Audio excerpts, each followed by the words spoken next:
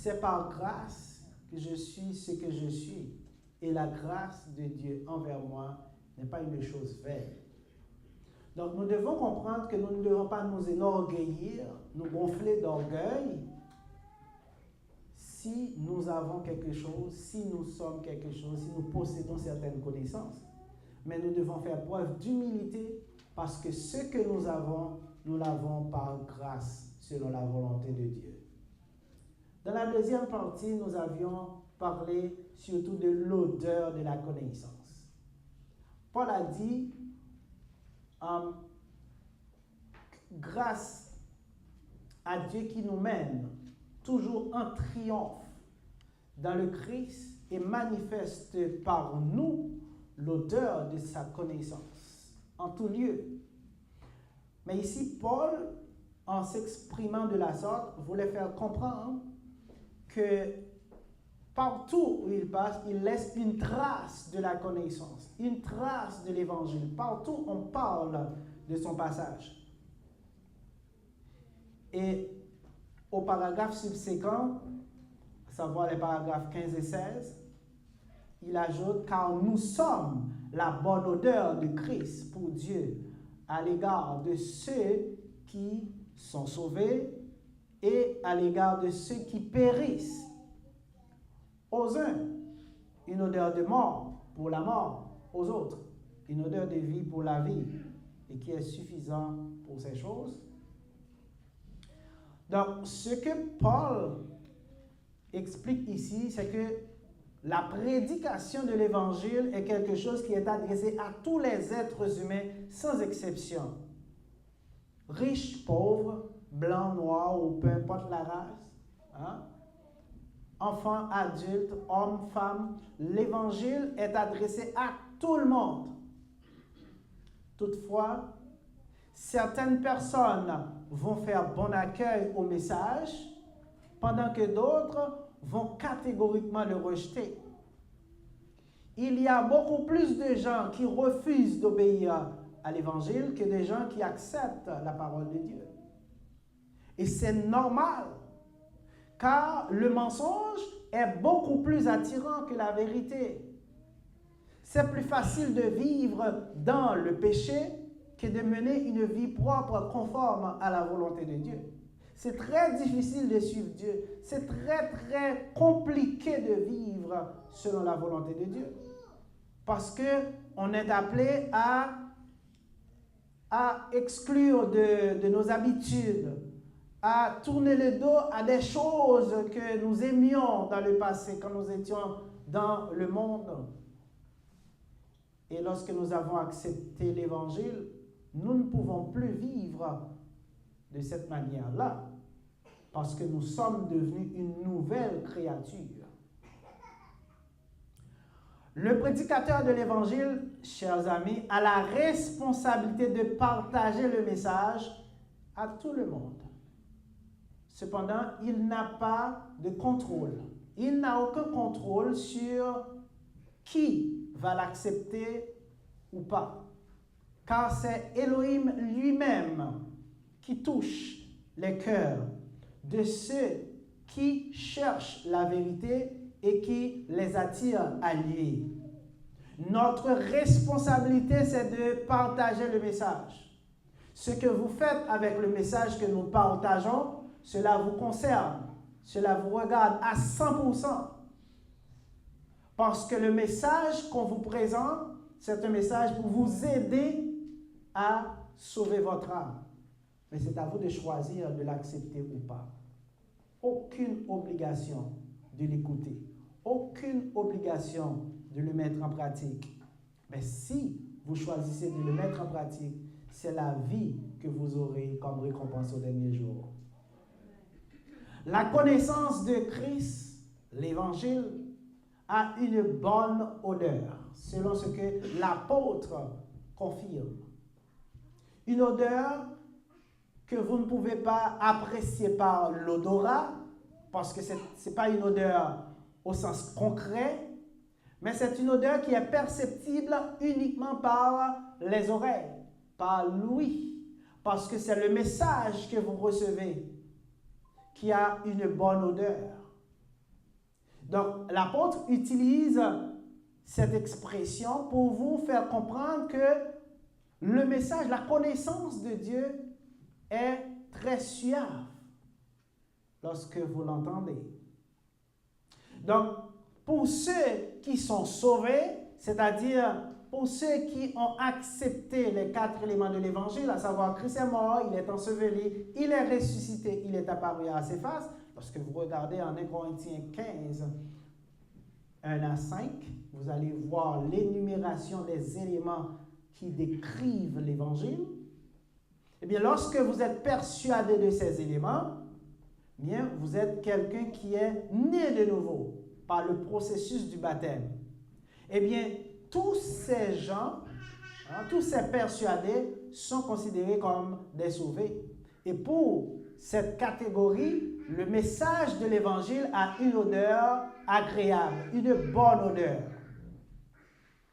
Par contre, pour les incrédules, c'est-à-dire ceux qui entendent l'Évangile et qui méprisent l'Évangile, le même Évangile qui a une bonne odeur pour ceux qui l'ont accepté, eh bien, a une mauvaise odeur pour ceux qui le méprisent.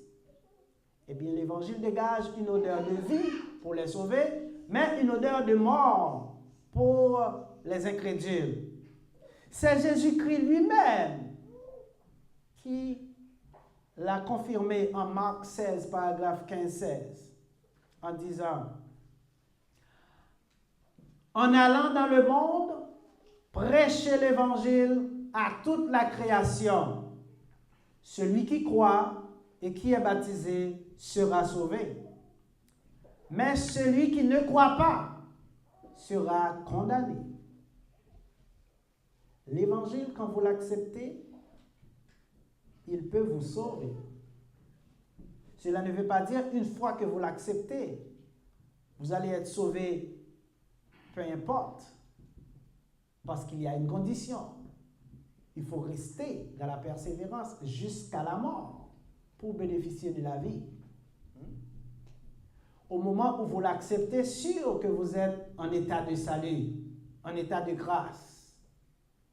C'est pourquoi en Acte 2, 47, il est dit, et le Seigneur ajoutant au fur et à mesure à l'ensemble dans un seul lieu, ceux qui étant sauvés, ceux qui se trouvaient dans un état de salut au moment où ils sont ajoutés. Mais pour conserver ce salut, il faut persévérer.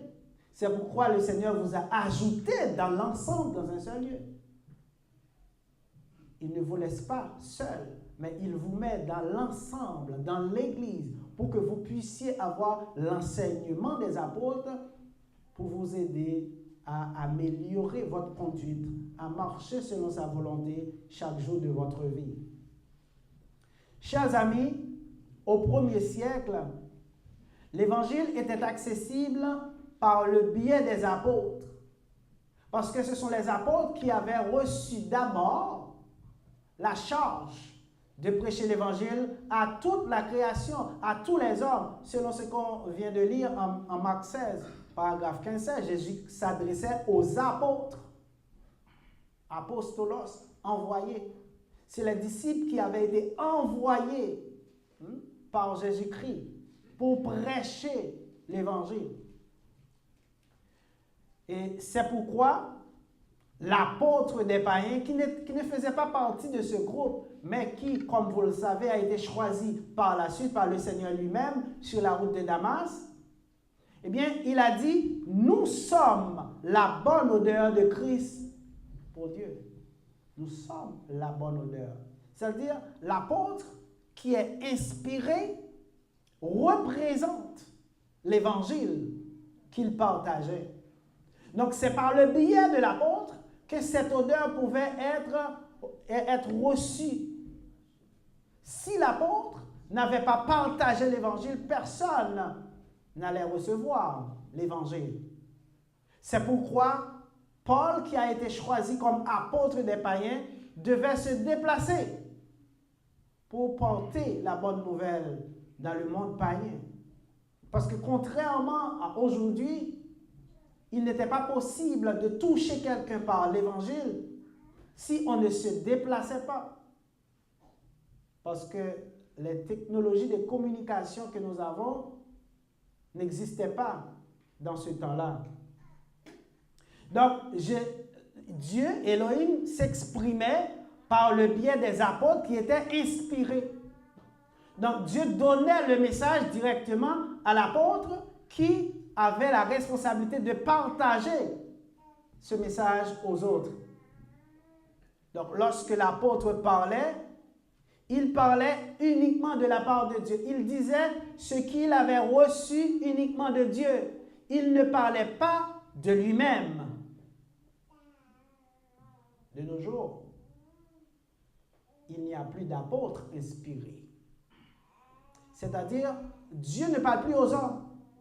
Vous n'allez plus entendre la voix de Dieu en dormant si vous attendez à entendre la voix de Dieu qui vous apporte un message original. Ça n'existe plus.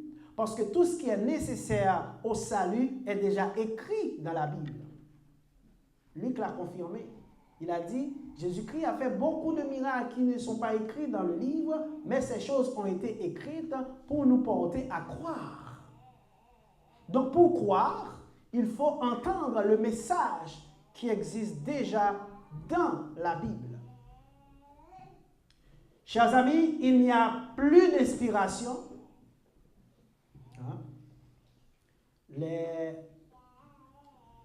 Les prédicateurs de nos jours ne sont pas inspirés. Si quelqu'un prétend être inspiré, il ment sur toute la ligne. Mais les prédicateurs sont illuminés. Donc, le prédicateur analyste n'est pas un inspiré de Dieu, mais il est plutôt illuminé par le Saint-Esprit. Sachez que l'inspiration était en vigueur lorsque la parole n'était pas encore complétée, lorsque la parole n'était pas écrite. À cette époque, comme nous l'avions mentionné, Dieu parlait directement aux hommes qui avaient la responsabilité d'écrire le message dans le livre. Et ces hommes parlaient de la part de Dieu. Mais lorsque la chose parfaite a été complétée, eh bien, il n'y a plus cette communication partielle. C'est pourquoi Paul a dit en 2 Timothée 3, paragraphe 16, « Toute écriture est inspirée de Dieu, utile pour convaincre, pour enseigner, pour corriger, pour instruire dans la justice. » Mais lorsque nous regardons le grec, nous voyons toute écriture est Dieu souffla. Pourquoi? Parce que c'est le Saint-Esprit lui-même qui insufflait, qui utilisait l'écrivain et qu'à travers les mains de ces écrivains, bien, il dictait le message qui devait être écrit. Toute écriture est inspirée de Dieu. Tout ce qui est écrit dans la Bible, bien sûr, vient de la part de Dieu. Mais après que la chose parfaite eut été achevée, comme mentionné, après la dernière communication partielle que Dieu a eue avec Jean dans l'île de Patmos, que le Seigneur lui a parlé dans l'île de Patmos, et en Apocalypse 22, paragraphe 18 à 20, vous pouvez lire, il a dit qu'il ne faut ni ajouter ni retrancher, parce que le livre est complet. Il faut sceller le livre, il faut le fermer. On ne peut ni ajouter ni retrancher rien de la parole de Dieu. Il faut accepter tout ce qui est écrit dans la Bible comme la parole de Dieu. On ne peut pas choisir d'accepter une partie, de rejeter une autre partie. Mais sachez bien qu'il y a dans la Bible aussi des choses qui ne sont plus d'actualité, qui sont passées, parce que chaque message a un contexte. Et lorsqu'on ne respecte pas cela, on tombe dans l'anachronisme et on est dans la confusion. Chers amis,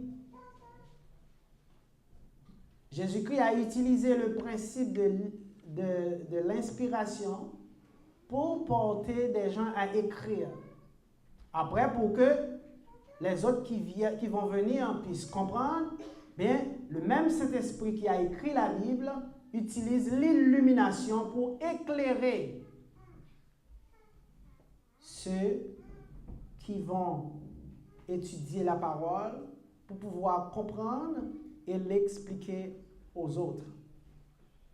Donc, chers amis, de nos jours, le prédicateur, son rôle, c'est de considérer le texte qui est écrit et de partager le message suivant le code.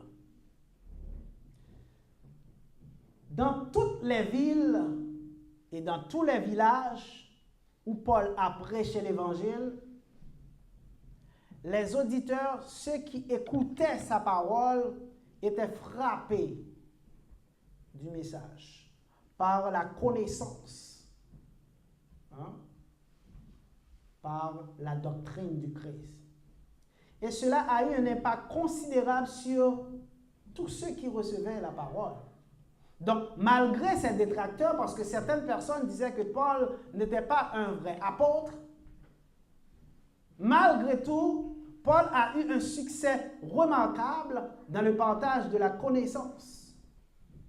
Par lui, les païens ont eu le privilège de recevoir l'Évangile. Dieu lui a fait grâce et il l'a reconnu. De plus en plus de gens étaient intéressés à écouter sa prédication. Le nombre des auditeurs ne cessait d'augmenter. C'est pourquoi Paul a dit « Grâce à Dieu qui nous a permis de marcher de triomphe en triomphe, d'avoir du succès dans la prédication, et qui a répandu par notre personne l'odeur de la connaissance en tout lieu, c'est-à-dire partout où il passe, tout le monde reconnaissait, il laissait une trace mémorable de la connaissance de la parole de Dieu. Mes chers amis, il faut souligner que Paul s'est contenté de dire la vérité sans compromis, contrairement à plusieurs autres qui falsifiaient la parole de Dieu. Et c'est ce que Paul a soutenu également en 2 Corinthiens 2, paragraphe 17. Car nous ne sommes pas comme plusieurs qui falsifient la parole de Dieu. Comme plusieurs qui utilisent la parole de Dieu comme tremplin pour arriver à leur fin.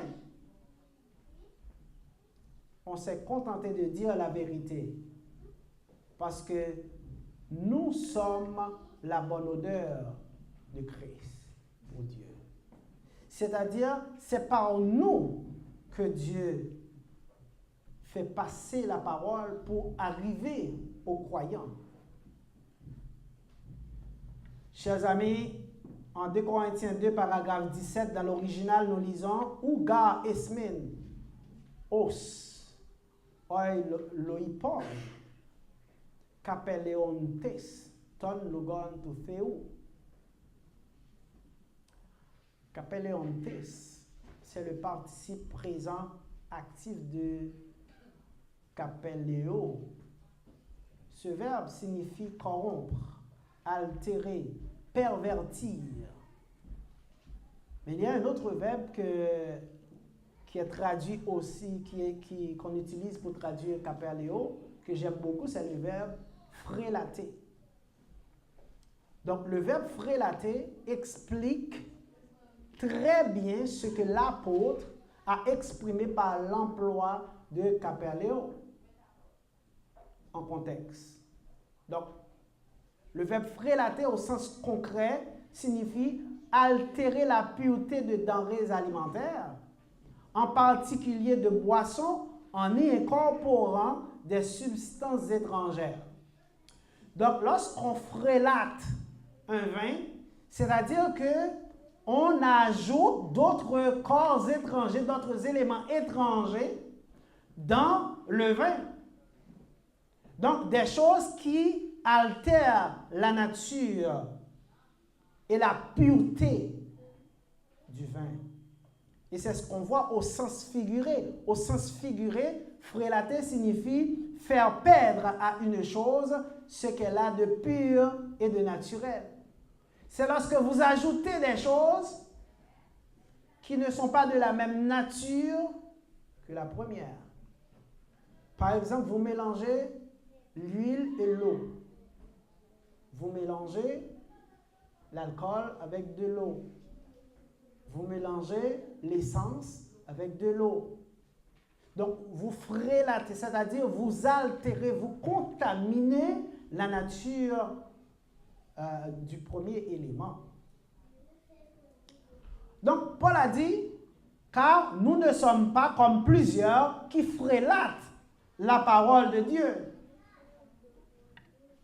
Donc, il n'y a pas beaucoup de prédicateurs comme Paul de nos jours. Parce que beaucoup de gens falsifient l'évangile au bénéfice de leurs intérêts personnels. Beaucoup de gens utilisent ce mot, l'évangile, pour arriver à leur fin. Ils y ajoutent des éléments étrangers à la doctrine. Les gens vont vous raconter n'importe quoi, vous faisant croire que ça vient de la part de Dieu. Ils mettent l'accent sur les choses matérielles. C'est ce qu'on entend, c'est ce qu'on voit généralement dans le monde. Hein? Les problèmes de santé, la prospérité, hein? Les richesses de ce monde. Le salut de l'âme est mis au énième plan. À la énième position. Ou des fois, cet élément est quasiment absent de leur discours. Mais lorsqu'on regarde de plus près, qu'est-ce qu'on voit? Il y a beaucoup de gens qui ne servent pas Dieu, mais qui servent leurs propres intérêts. Ils se servent du nom de Dieu pour s'enrichir. Ce n'est un secret pour personne. On les voit, on les entend. Au lieu de vous dire ce qu'il faut faire pour sauver votre âme, ils vont vous raconter ce que vous voulez entendre pour arriver à leur fin, parce que leur fin, c'est d'avoir le plus de gens possible. Mais que dit la Bible? Celui qui croit et qui est baptisé sera sauvé. Dieu ne met pas l'accent sur la foule. Il met l'accent sur la personne dans la foule qui a le désir de sauver son âme. C'est pourquoi il dit celui qui croit. Chaque individu doit prendre la responsabilité de sauver son âme. Il ne faut pas vous laisser influencer par le groupe. Mais demandez-vous, est-ce que ce que j'entends, est-ce que ce que je fais, est-ce que ça me rapproche de Dieu? Est-ce que ça va me donner la vie éternelle au dernier jour? Vous devez être prudent. Parce que souvent, ce qui arrive, on est tellement habitué à voir des choses que ces choses, à nos yeux, deviennent comme normales. C'est normal, parce que si vous êtes toujours habitué à voir, à entendre la même affaire, c'est difficile pour vous de remettre en question. Mais vous devez faire la part des choses. Vous devez évaluer pour voir, est-ce que ce que j'entends, est-ce que ça fait du sens selon la volonté de Dieu? Je m'excuse. Chers amis, de nos jours, ce qui a la cote dans le monde, c'est les problèmes matériels, les richesses de ce monde, l'argent, en résumé. Donc, il existe beaucoup de soi-disant pasteurs, apôtres, évêques, archevêques, ou peu importe le nom que vous donnez, dans tous les groupements religieux, vous allez trouver des gens qui exploitent les faibles, qui exploitent les gens qui sont faibles d'esprit. Des gens qui acceptent n'importe quoi sans poser de questions. Et vous allez trouver des gens qui vous disent qu'ils peuvent faire des miracles. Ils prétendent pouvoir faire des miracles. Et il y a beaucoup de gens qui y croient, beaucoup, qui pensent que c'est Dieu qui agit, qui pensent que c'est l'affaire de Dieu. Chers amis, Jésus n'était pas venu mourir à la croix pour résoudre les problèmes matériels des gens. L'objectif de la mort de Christ, c'est le salut de l'âme, et non le salut du corps, et non le salut pour des biens matériels.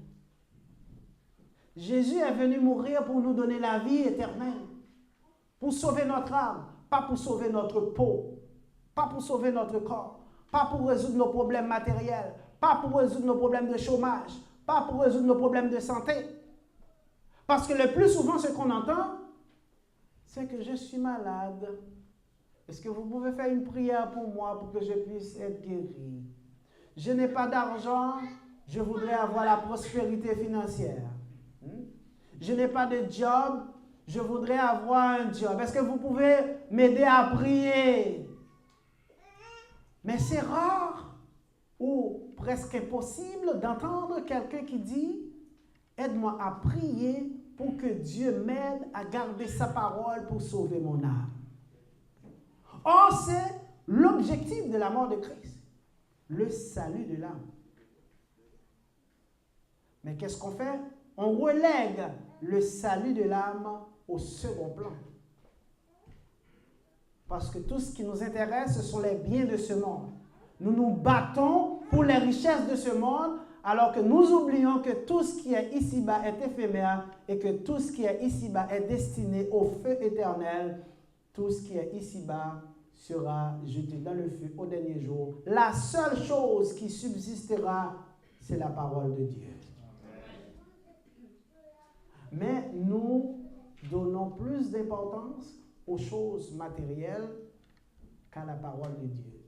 C'est pourquoi nous sommes très misérables lorsque ces biens matériels nous manquent. Nous sommes comme déboussolés, nous sommes comme perdus parce que nous sommes trop attachés aux choses de ce monde. Nous n'arrivons pas à apprécier ce que Dieu nous donne, mais nous nous plaignons tous les jours parce que notre focus est mis seulement sur les choses de ce monde. Et c'est sûr, lorsqu'on est seulement attaché aux choses de ce monde, on est malheureux. Parce que la seule chose qui puisse nous remplir et donner de la valeur à notre vie, c'est la présence de Dieu dans notre vie. Notre vie n'est autre qu'une enveloppe vide. C'est Dieu qui la remplit par sa présence. Parce que si Dieu est avec nous, si Dieu nous remplit, tout ce qui est comme richesse, nous serons donnés comme bénéfice, comme bénédiction. Chers amis, le matériel est accordé par Dieu comme bénédiction par-dessus. Lorsque d'abord, vous cherchez la présence de Dieu. Jésus-Christ l'a confirmé en Matthieu 6, paragraphe 19-33, disant au paragraphe 33, « Vous vous inquiétez pour beaucoup de choses sur la terre. Beaucoup de choses. Vous inquiétez pour la nourriture, pour les vêtements, pour les voitures, pour la maison, pour les problèmes de santé, pour tout. Vous vous stressez pour beaucoup de choses. » Mais Jésus a dit, il faut chercher premièrement le royaume de Dieu et la justice. Et toutes ces choses vous seront données par-dessus. Lorsque vous cherchez la présence de Dieu, vous avez d'autres bénédictions qui viennent avec. Les hommes de nos jours falsifient la parole de Dieu. Ils cherchent premièrement les biens matériels avec espoir que la vie éternelle ou le spirituel va leur être donné par-dessus. Dieu dit chercher premièrement la présence de Dieu et la justice. Et toutes les autres biens, toutes les autres choses, tous les autres biens matériels vous seront donnés comme bénéfice, comme bénédiction. Mais les hommes sont tellement matériels qu'ils falsifient, ils renversent l'ordre des choses. Ils cherchent d'abord l'argent, ils cherchent d'abord les biens de ce monde, ils cherchent d'abord le confort matériel en espérant qu'après avoir reçu le confort matériel, les biens de ce monde, eh bien, ils vont avoir la vie éternelle comme cadeau. Vous êtes sur la mauvaise voie. Pierre, l'apôtre des Juifs, a abondé dans le même sens. En 2 Pierre, paragraphe 1 à 4, et spécifiquement au paragraphe 3, 2 Pierre 2, 3, Pierre a dit, « Par cupidité, ils trafiqueront de vous avec des paroles artificieuses. » C'est une traduction. Mais dans l'original, nous voyons « Kai en pleonexia plastois logois himas empore sontai » Ici, rapidement, on a « en » dans une préposition signifiant ici pas dans, mais par, parce que nous avons un datif instrumental. Nous avons pléonexia, datif singulier de pléonexia, qui signifie cupidité, avarice ou un désir démesuré de richesse. Et nous avons plastois, datif pluriel de plastos, quelque chose qui est fabriqué sur mesure, quelque chose qui est inventé, façonné. Et nous avons logois, datif pluriel de logos, parole, et empore sontai, c'est le futur indicatif moyen de empore omai, qui signifie faire commerce, de trafiquer de. Donc, de ce verbe, empore omai, nous trouvons le mot emporia, emporia, qui signifie le commerce, les affaires, la business. Que veut dire Pierre ici? Pierre dit, par un désir démesuré de gagner de l'argent, d'avoir des richesses de ce monde, certaines personnes qui se disent pasteurs ou prédicateurs ou apôtres ou quoi que ce soit, ils vont fabriquer des paroles. C'est ce qu'on a par plastois. Ils vont inventer, ils vont fabriquer des paroles pour faire de la business avec vous. N'avez-vous jamais lu ce texte? 2 Pierre 2, paragraphe 3. Ils vous exploiteront par des paroles fabriquées. Qu'est-ce que ça veut dire des paroles fabriquées? De nos jours, dans nombre de groupements religieux, ce n'est pas l'évangile qui est à l'honneur. Ce n'est pas l'évangile qui est à la côte. Ce n'est pas l'évangile qui est prêché. Mais ce sont des messages fabriqués, sur mesure, suivant la croyance de la personne, suivant les aspirations de la clientèle qui est en face. Ce n'est plus le salut de l'âme qui est important. Ce n'est plus la mort, l'ensevelissement, la résurrection, l'apparition de Christ à ses faces qui est important.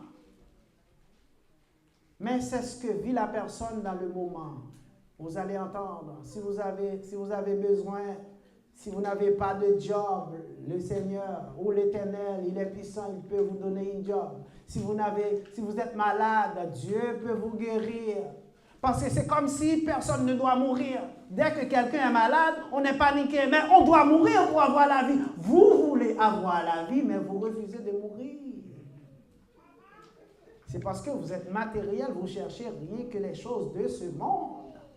Vous voulez rester ici-bas. Mais si vous aviez vraiment le focus sur le salut éternel, vous auriez aimé voir la mort. Vous ne seriez pas paniqué. Vous conserveriez votre sérénité en face de la mort. Le croyant est serein en face de la mort parce qu'il sait que même dans la tombe, la présence de Dieu ne l'abandonne pas. Le chrétien ne meurt pas, il change de statut, il change de condition. Il passe de la vie à la vie, mais par le biais de la mort physique du corps. Nous ne devons pas avoir peur de la mort. Nous devons accepter la mort comme un passage obligé pour avoir la vie, pour être dans le sein d'Abraham avec le Seigneur.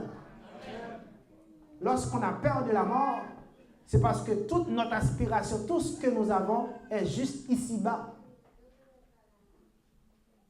Mais nous devons avoir la force de dire, j'ai combattu le bon combat, j'ai achevé la course, désormais la couronne de vie m'est réservée.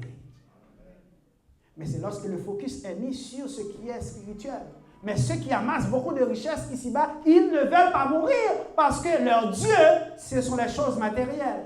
Mais nous, notre confiance est placée dans Dieu qui va surpasser tout ce qui existe en ce monde.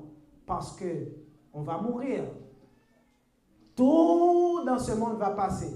La seule chose qui va rester éternellement, c'est la parole de Dieu. Cherchez premièrement la présence de Dieu et toutes les autres bénédictions vous seront données comme cadeau. Qu'il en soit ainsi pour vous. Pour comprendre ces mots, il faut d'abord naître de nouveau. Parce que si vous n'êtes pas encore né de nouveau, vous ne pouvez pas comprendre. Parce que toute votre attention va être dirigée rien que sur le matériel, sur le manque d'argent, le problème de santé et autres. Mais vous devez avoir le focus sur le spirituel. Pour ce faire, il faut d'abord naître de nouveau.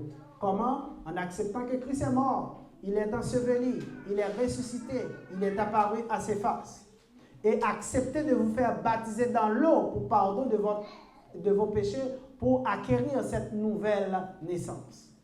Si quelqu'un veut aujourd'hui sauter le pas et être ajouté dans le corps, le moment est propice. Vous pouvez avancer, nous avons des frères pour vous aider. Ne soyez pas timide parce qu'au dernier jour, vous serez seul face à votre Créateur. Aujourd'hui, vous avez la possibilité. Si vous entendez sa voix, n'endurcissez pas vos cœurs. Si tout le monde l'a déjà accepté, c'est bien. Continuez à persévérer parce que la récompense est accordée à ceux qui restent de la course jusqu'à la fin. Qu'il en soit ainsi pour vous. Mettez-vous debout pour terminer.